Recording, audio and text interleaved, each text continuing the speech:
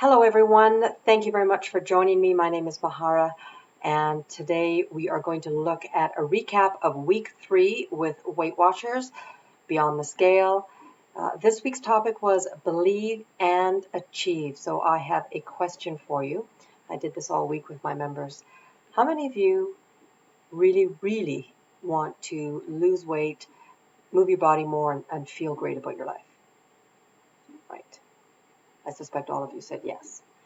How many of you deep down in your belly believe that you're going to do it? Interestingly enough, when I asked that question, those two questions back to back to members this week, lots of enthusiasm for the first question, but not everybody was as quick to say that they believed they could achieve it, which I thought was really interesting.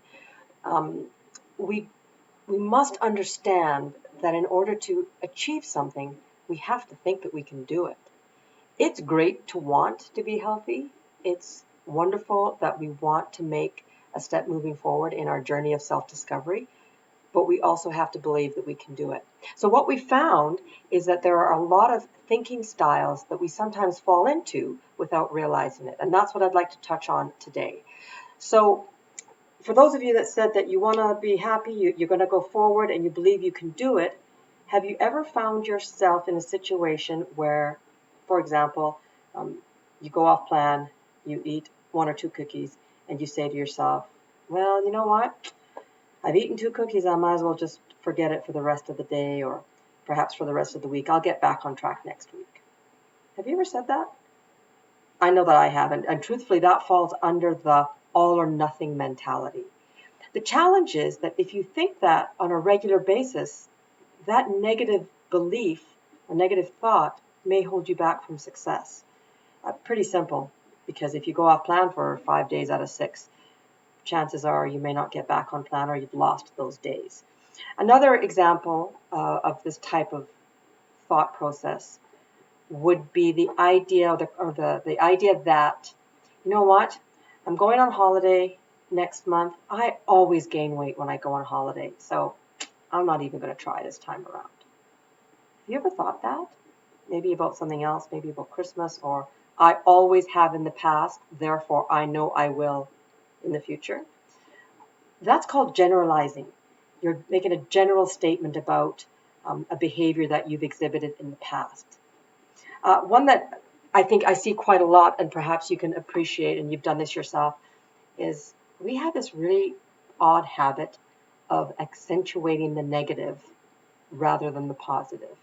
And I think a really perfect example of this is when you're at the scale, for example, and let's say you're down 1.2, and you say, oh, I'm only down 1.2.